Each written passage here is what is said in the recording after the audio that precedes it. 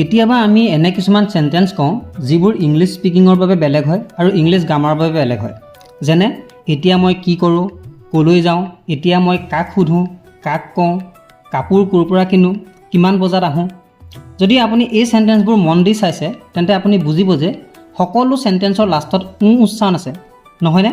যেনে চাওক, কৰোঁ, যাওঁ, সোধোঁ, কওঁ, কিনো, আহোঁ। এই সেন্টেন্সবোৰ কেনেকৈ বনাব লাগে? এই ধৰণৰ সেন্টেন্সবোৰ চাই আমি ধৰিব নোৱাৰোঁ যে এইবোৰ কোন টেন্সৰ হয়, কাৰণ আমি আটাইকেইটা টেন্স মনত ৰাখি থৈছোঁ, নহয়নে? যদি লাষ্টত বহিছে, আহিছে, খাইছে এনেকুৱা শব্দ থাকে সেইটো প্ৰেজেণ্ট কণ্টিনিউৱাছ হয়। ছিল, বহিছিল, আহিছিল থাকিলে সেইটো পাষ্ট কণ্টিনিউৱাছ হয়। এনেকৈতো আমি টেন্সবোৰ মনত ৰাখি থৈছোঁ, কিন্তু এই ধৰণৰ উচ্চাৰণ থকা বাক্য আমি কোনো টেন্সত পোৱা নাই। তেন্তে কি এই বাক্যবোৰ কোনো টেন্সতে নাই নেকি? হয়, একেবাৰে ঠিক কথা, এইবোৰ কোনো টেন্সৰে নহয়। তেন্তে এই বাক্যবোৰৰ ষ্ট্ৰাকচাৰ কেনেকুৱা হয়, এই বাক্যবোৰ কেনেদৰে গঠন কৰা হয়, আহক আজিৰ ভিডিঅ'ত আমি সেইটোকে শিকি লওঁ। প্ৰথমতে আপোনালোকে বুজি লওক যে আজিৰ এই ভিডিঅ'ত মই আপোনালোকক এটা সেন্টেন্সক কেনেকৈ দুটা ষ্ট্ৰাকচাৰত বনাব পাৰি তাক দেখুৱাম। প্ৰথমতে যিটো ষ্ট্ৰাকচাৰ দিম সেইটো কেৱল স্পকেন ইংলিছৰ বাবেহে ব্যৱহাৰ কৰিব পাৰিব। এই ষ্ট্ৰাকচাৰটো গ্ৰামেটিকেলি কাৰেক্ট নহয়, ইয়াক ইনকমপ্লিট বুলি ধৰি লোৱা হয়, ঠিক আছে। আৰু দ্বিতীয় ষ্ট্ৰাকচাৰটো গ্ৰামেটিকেলি কাৰেক্ট হয়। যদি আপুনি কেজুৱেলি কথা পাতিব খোজে অৰ্থাৎ স্পকেন ইংলিছৰ বাবে ব্যৱহাৰ কৰিব খোজে তেন্তে প্ৰথম ষ্ট্ৰাকচাৰটো ব্যৱহাৰ কৰিব পাৰিব। আৰু অলপ যদি ফৰ্মেল ইংলিছ ক'ব খোজে অৰ্থাৎ গ্ৰামাৰ অনুযায়ী কাৰেক্ট ইংলিছ ক'ব খোজে তেন্তে দ্বিতীয় ষ্ট্ৰাকচাৰটো ব্যৱহাৰ কৰিব। অ'কে, তেন্তে চাওক, যেতিয়া আপোনাৰ কুৱেশ্যনত কি ৱৰ্ড আহিব, যেনে এতিয়া মই কি কৰোঁ, কি খাওঁ, কি পিন্ধোঁ, কি কিনো, তেতিয়া এই ধৰণৰ সেন্টেন্স বনাবলৈ আমাৰ ওচৰত দুটা ষ্ট্ৰাকচাৰ আছে। প্ৰথম ষ্ট্ৰাকচাৰটো কেৱল স্পকেন ইংলিছৰ বাবে হয়। ইয়াত আমি প্ৰথমে লিখোঁ হোৱাট, তাৰপিছত টু, তাৰপিছত লাষ্টত V1 অৰ্থাৎ ভাৰ্বৰ ফাৰ্ষ্ট ফৰ্ম। আৰু দ্বিতীয় ষ্ট্ৰাকচাৰটো যিটো গ্ৰামাৰ অনুযায়ী কাৰেক্ট হয়, ইয়াত আমি প্ৰথমে লিখোঁ হোৱাট, তাৰপিছত শুড, তাৰপিছত ছাবজেক্ট আৰু লাষ্টত V1।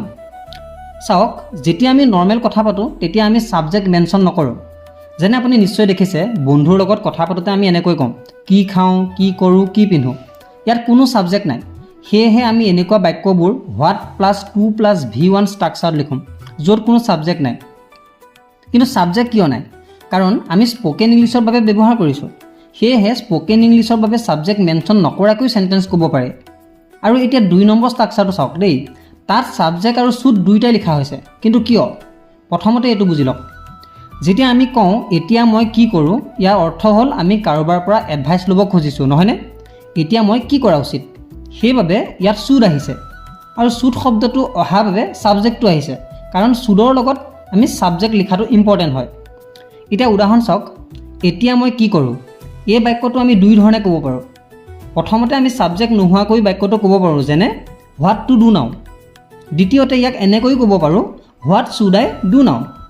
আপুনি হোৱাট টু ডু নাও কৈও কাম চলাই দিব পাৰে যদি আপুনি অকল স্পকেন ইংলিছৰ বাবে ব্যৱহাৰ কৰিব বিচাৰে। যদি আপুনি প্ৰপাৰ ইংলিছ ক'ব বিচাৰে, গ্ৰামেটিকেলি শুদ্ধ ইংলিছ ক'ব বিচাৰে, তেন্তে আপুনি ক'ব লাগিব what should I do now. Second এক্সাম্পলটো চাব, এতিয়া আমি কি পঢ়োঁ, এই বাক্যটো এনেকৈ ক'ব পাৰোঁ হোৱাট টু ৰিড নাও। ইয়াত আমি উই ছাবজেক্টটো মেনশ্যন নকৰোঁ, কিয়? কাৰণ আমি স্পকেনৰ বাবে ব্যৱহাৰ কৰিছোঁ, নহয়নে? আমি চিম্পলি ক'ব পাৰোঁ হোৱাট টু ৰিড নাও।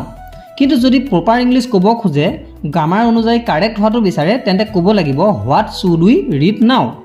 চাওক, এটা কথা মই আপোনালোকক ক্লিয়াৰ কৰি দিব খোজোঁ, ইয়াত মই যি দুটা উদাহৰণ লৈছোঁ তাত স্পষ্টভাৱে ছাবজেক্ট লিখা আছে। প্ৰথমটোত ছাবজেক্ট হ'ল মই আৰু দ্বিতীয়টোত হ'ল আমি। কিন্তু কিছুমান সেন্টেন্স এনেকুৱা থাকে য'ত ছাবজেক্ট লিখা নাথাকে, যেনে এতিয়া কি কওঁ, এতিয়া কি সোধোঁ, এতিয়া কি খাওঁ। এই ধৰণৰ সেন্টেন্সত ছাবজেক্টটো সদায় লুকাই থাকে, আৰু সেই লুকাই থকা ছাবজেক্টটো হৈছে আই। কাৰণ এই বাক্যবোৰত আমি আমাৰ নিজৰ কথা কৈ আছোঁ, নহয়নে? মই কি খাওঁ, মই কি কওঁ, সেইবাবে ছাবজেক্ট আই হয়, যিটো লুকাই থাকে। যদি আপুনি প্ৰথমৰ ষ্ট্ৰাকচাৰটো ব্যৱহাৰ কৰি সেন্টেন্স বনাইছে তেন্তে চিম্পলি ক'ব পাৰিব হোৱাট টু চে নাও, হোৱাট টু আস্ক নাও, হোৱাট টু ইট নাও। কিন্তু যদি ছেকেণ্ড ষ্ট্ৰাকচাৰটো ব্যৱহাৰ কৰি সেন্টেন্স বনায় তেতিয়া ছাবজেক্ট মেনশ্যন কৰিব লাগিব। তেতিয়া আপুনি ক'ব লাগিব হোৱাট শুড আই চে নাও, হোৱাট শুড আই আস্ক নাও, হোৱাট শুড আই ইট নাও। ঠিক আছে, মই আপোনালোকক বুজাব বিচৰা আচল কথাটো হ'ল বাক্যটোত ছাবজেক্ট থাকক বা নাথাকক, ক্লিয়াৰলি মেনশ্যন থাকক বা নাথাকক, যেতিয়া আপুনি শুড ব্যৱহাৰ কৰি সেন্টেন্স বনাব তাত ছাবজেক্ট লিখিবই লাগিব। এতিয়া আমি নেক্সট কেটেগৰীটো চাওঁ। যেতিয়া কুৱেশ্যনত ক'ত বা ক'লৈ ৱৰ্ডটো থাকে, অৰ্থাৎ যেতিয়া আমি স্থানক বা প্লেচক লৈ প্ৰশ্ন কৰোঁ, যেনে এতিয়া মই ক'ত শুওঁ, এতিয়া মই ক'লৈ যাওঁ, তেতিয়া আমি ব্যৱহাৰ কৰিব লাগিব হুৱেৰ। ক'ত বা ক'লৈৰ বাবে আমি হুৱেৰ শব্দটো ব্যৱহাৰ কৰোঁ, নহয়নে? ইয়াত ষ্ট্ৰাকচাৰ একে থাকিব, কেৱল হোৱাটৰ জেগাত হুৱেৰ বহিব। উদাহৰণ চাওক, এতিয়া মই ক'লৈ যাওঁ। যদি এই বাক্যটো আমি প্ৰথমৰ ষ্ট্ৰাকচাৰটো ব্যৱহাৰ কৰি কেৱল স্পকেন ইংলিছৰ বাবে ইউজ কৰোঁ, তেতিয়া আমি ক'ম যে হুৱেৰ টু গ' নাও। ইয়াৰ অৰ্থ হ'ল এতিয়া ক'ত যাওঁ। এই বাক্যটো আপুনি কেজুৱেলি ক'ব পাৰে যেতিয়া কাৰোবাৰ লগত কথা পাতে। যদি আপুনি প্ৰপাৰ ইংলিছ ক'ব খোজে, গ্ৰামাৰ অনুযায়ী কাৰেক্ট হয়তো বিচাৰে, তেতিয়া আপুনি ক'ব লাগিব হুৱেৰ শুড আই গ' নাও। এই বাক্যটোত ছাবজেক্টটো অলৰেডি মেনশ্যন আছিলে, কিন্তু ছাবজেক্ট মেনশ্যন নথকা হ'লেও এই বাক্যটো আমি এনেদৰেই ক'লোহেঁতেন। এতিয়া নেক্সট উদাহৰণটো চাওঁ, এতিয়া ক'ত শুওঁ। এই বাক্যটো আপোনালোকে প্ৰথমৰ ষ্ট্ৰাকচাৰটো ব্যৱহাৰ কৰি আৰামছে বনাব পাৰিব, হুৱেৰ টু শ্লিপ নাও, নহয় জানো? কাৰণ ইয়াত কোনো ছাবজেক্ট মেনশ্যন কৰা নাই। যেতিয়া আপুনি ছেকেণ্ড ষ্ট্ৰাকচাৰটো ব্যৱহাৰ কৰি বাক্যটো বনাব, তেতিয়া অলপ মন দিব যে বাক্যটোত লাগিলে ছাবজেক্ট লিখাত থাককে বা নাথাকক, তেতিয়াও কিন্তু ছাবজেক্ট হিচাপে আইক ব্যৱহাৰ কৰিব লাগিব। কাৰণ যেতিয়া আমি নিজৰ কথা কওঁ, তেতিয়াইতো এনেদৰে কওঁ ন, ক'ত শুওঁ মানে মই এতিয়া ক'ত শুওঁ। এতিয়া বাক্যটো এনেদৰে বনিব, হুৱেৰ শুড আই শ্লিপ নাও।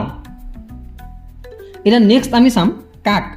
কাক ৱৰ্ড থকা প্ৰশ্নবোৰ, যেনে এতিয়া মই কাক মাতোঁ, এতিয়া মই কাক কওঁ, এতিয়া আমি কাক ইনভাইট কৰোঁ। এই ধৰণৰ বাক্যবোৰত আমি ব্যৱহাৰ কৰোঁ হোম। আপোনালোকে লক্ষ্য কৰিছে চাগৈ, আমি ইয়াত ষ্ট্ৰাকচাৰকেইটা একে ৰাখিছোঁ, আমি মাত্ৰ WH ৱৰ্ডটোহে চেঞ্জ কৰিছোঁ। যিটো শব্দৰ বাবে GWH ৱৰ্ডৰ প্ৰয়োজন হ'ব সেইটো মনত ৰাখিলে হ'ব। এতিয়া উদাহৰণটো চাওক, এতিয়া মই কাক মাতোঁ, সকলোবোৰতো আহিলেই, এতিয়া কাক মাতোঁ। এতিয়া যদি আপুনি নৰ্মেলি ক'ব বিচাৰে, তেন্তে আপুনি চিম্পলি ক'ব পাৰিব হোম টু কল নাও। যদি আপুনি গ্ৰামাৰৰ একৰ্ডিংলি ক'ব বিচাৰে, তেতিয়া ক'ব লাগিব home should I call now. ঠিক এনেকৈয়ে এতিয়া মই কাক কওঁ, মানে চবকেতো ক'লোৱেই আৰু কাক কওঁ। যদি স্পকেনৰ বাবে কয়, ক'ব লাগিব হোম টু টেল নাও। যদি সম্পূৰ্ণ শুদ্ধ গ্ৰামাৰ ব্যৱহাৰ কৰি ক'ব খোজে, তেন্তে ক'ব লাগিব হোম শুড আই টেল নাও, মানে এতিয়া মই কাক কওঁ। এতিয়া নেক্সট হৈছে কেনেকৈ, অৰ্থাৎ য'ত আমি প্ৰচেছ বা প্ৰক্ৰিয়াৰ কথা কওঁ, যেনে চাহ কেনেকৈ বনাওঁ, ইংৰাজী কেনেকৈ কওঁ বা আহাৰ কেনেকৈ বনাওঁ। তেতিয়া এই ধৰণৰ চেণ্টেন্সত আমি হাও ব্যৱহাৰ কৰোঁ। স্পকেন ইংলিছৰ বাবে ক'ব খুজিলে how plus to plus V1 ব্যৱহাৰ কৰিব লাগিব, আৰু গ্ৰামাৰ অনুযায়ী ক'ব খুজিলে how plus should plus subject plus V1 ব্যৱহাৰ কৰিব লাগিব। যেনে উদাহৰণ চাওক, ইংৰাজী কেনেকৈ কওঁ। এই বাক্যটো দুই ধৰণে ক'ব পাৰি। প্ৰথম ধৰণটো হ'ল হাও টু স্পীক ইংলিছ, যিটো আমি সাধাৰণতে ব্যৱহাৰ কৰোঁ স্পকেনৰ বাবে। এতিয়া দ্বিতীয় ধৰণটো হ'ল এই চেণ্টেন্সটোত যি ছাবজেক্ট লুকাই আছে সেইটো উল্লেখ কৰিব লাগিব। ইয়াত ছাবজেক্ট হৈছে আই, সেয়েহে আমি লিখিম হাউ শুড আই স্পীক ইংলিছ। একেধৰণে খানা কেনেকৈ বনাওঁ, হাউ টু কুক ফুড বা হাউ শুড আই কুক ফুড। এতিয়া নেক্সট হৈছে কেতিয়া, যেনে তাত কেতিয়া যাম, কেতিয়া আহোঁ, খানা কেতিয়া বনাওঁ।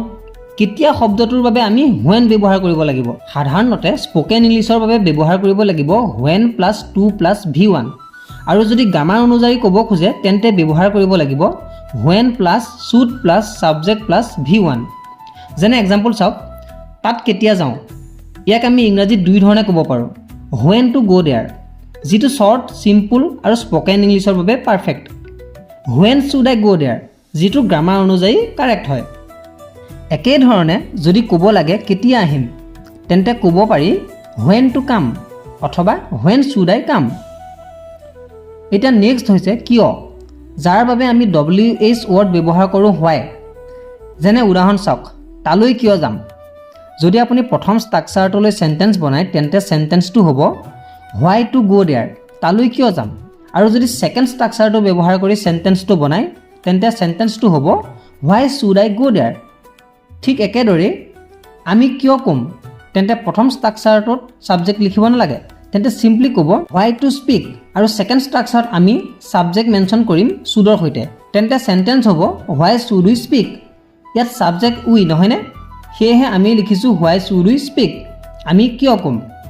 এতিয়া নেক্সটটো চাওক, নেক্সট হৈছে কোনটো।